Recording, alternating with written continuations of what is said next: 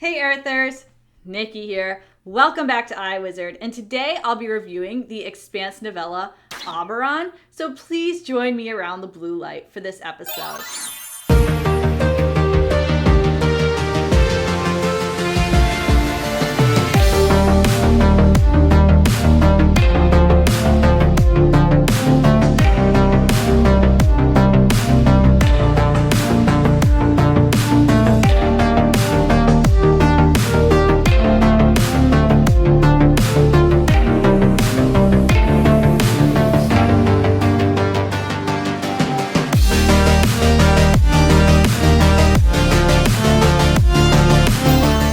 Auberon takes place after the events of Persepolis Rising, and before we get into it, no, I am not pronouncing it Auberon. This is the first Expanse book that I've listened to any part of on Audible, and I know the narrator said Auberon, but I disagree.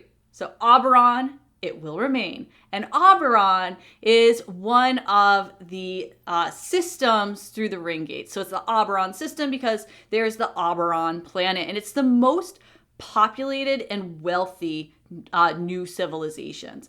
And the reason for that is that Auberon has a biosphere that does not interact with Terran plants and animals. So plants and animals from Earth. So humans can plant crops on Auberon without their ecosystem messing with it. Okay, so we can actually grow Earth food that people out in the other rings can eat as well, which is very, very important.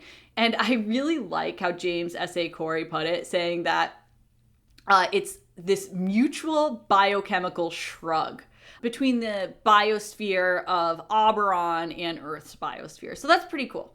One thing that I want to get out of the way and just say is Auberon is not at all what I expected.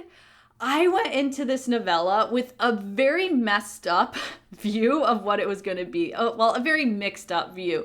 And so my expectations were very different from what it was. And so this is the first novella that I felt a little let down by.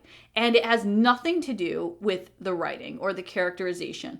It was really well written. It's because in Persepolis Rising, Auberon is mentioned a few times. And I kept thinking when I was reading it, it's like, oh my God, I'm going to have to read this novella first. I want to know what's going on Auberon. What is this big thing? And I remember at some point in Persepolis Rising, reading something about psychoactive seed pods.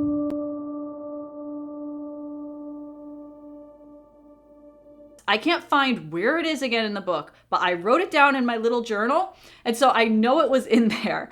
And I usually put page numbers with it. I should have done that. But anyway, no psychoactive alien pods on Auberon. There's nothing alien about Auberon. Well, I mean, it's technically like an alien world to us, right? It's different. So Auberon is not a story about protomolecule stuff. Auberon is a story about corruption, and it's really well done. I'm not going to say it's not well done, but it's the regular human kind of corruption, right? Also, typically with the Expanse novellas and the short stories, they're kind of written in this different experimental style, whether it's from the perspective of a child or whether it's from first person or whatever. They're all different.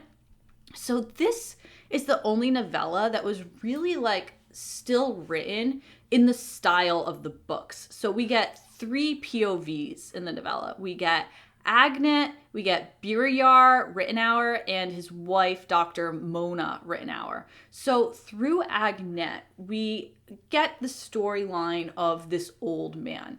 The old man is a crime lord, and basically he's like the de facto ruler of Auberon. And now that there's a new governor being sent to Auberon because High Consul Duarte is sending out all these different Laconians to govern the various civilizations throughout the Ring Gate. So he's spreading himself pretty thin. So there's a new governor coming to the planet, and that governor is Birjar. And basically the old man wants to get Birjar into his pocket, okay? Because the whole planet is super corrupt. With great wealth comes great corruption, essentially. And the thing is, with this old man character, I don't want to give away any details of him because you'll guess it. So I'm not going to spoil it for you. But the reason I was listening to this on Audible, because I usually like to read books with my eyeballs, is that I was traveling with Jordan. So I was playing this in the car and I audibly gasped when I figured out who it was. Like, duh, of course that's who it was. But he's like, don't do that when I'm driving. I was like, oh yeah, I'm sorry, forgot we were in the car. He's like, I thought there was something wrong. But anyway, it's because I figured out who the old man was, and it's great. That part. So it does. We do get the old man in another one of the novellas at a different age, and so there is that connection, which I really liked. But the problem with the old man wanting to corrupt Beryar is that Beryar is a good man. He's not really corruptible. He doesn't take bribes, and he's faithful to and loves his wife. So that's really the source of tension. That's the problem there. Will he be corrupted? And his wife, Mona, is a soil scientist from Laconia as well. And so she's like the best in her field, and she's very frustrated by the corruption on Auberon as well. And basically just like the whole structure of funding scientific research is just completely cronyism, corruption, just no good. And so she wants to do something about that. What do I like about Auberon?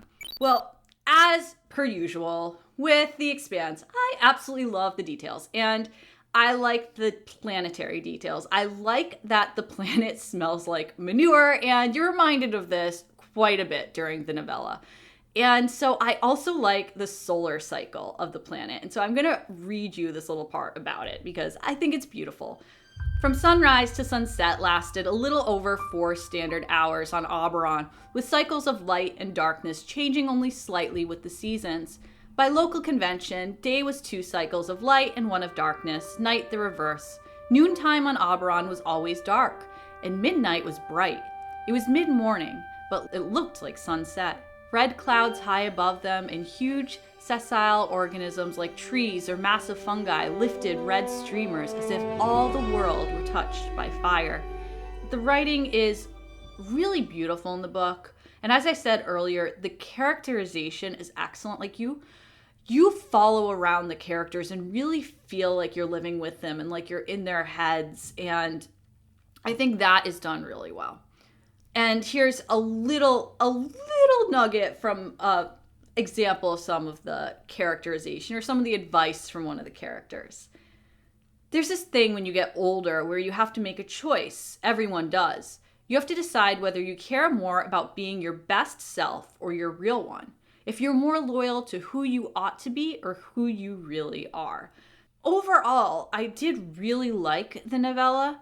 What I didn't like is that it just felt unspectacular to me in that it didn't feel so much like science fiction. Like, it's not what I expected of an Expanse novella, even though it was well written and well done. It's just, it could have happened in any time or any location. And yeah, maybe that's just the point of it, because I know Ty Frank and Daniel Abraham like consistently refer to like the cycle of history. Like that's a theme that they've started to bring out since Babylon's Ashes, how history continues to repeat itself and how this corruption that we see on Auberon could happen anywhere.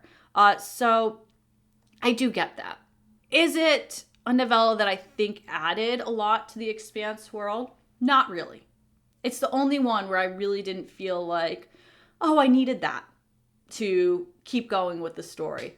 I guess it makes me feel better because now when Auberon's referred to, I'll just know, oh, they have lots of agriculture and wealth and all this stuff. And like, I'll know that. But like that could have been taken care of in like a sentence in the book. But if you're really into the Expanse and you just want a little more, it's out there for you. Grab it. Anyway, I'm going to say goodbye for today. So next time, look out. I'm going to keep on going with the Coldfire trilogy. I'm really looking forward to that. And then I'll come back to Tiamat's Wrath, which is book 8 of The Expanse, really working my way through. So please, to keep up with me and Jordan on iWizard, just subscribe, click that notification bell, and I will see you next time. Bye.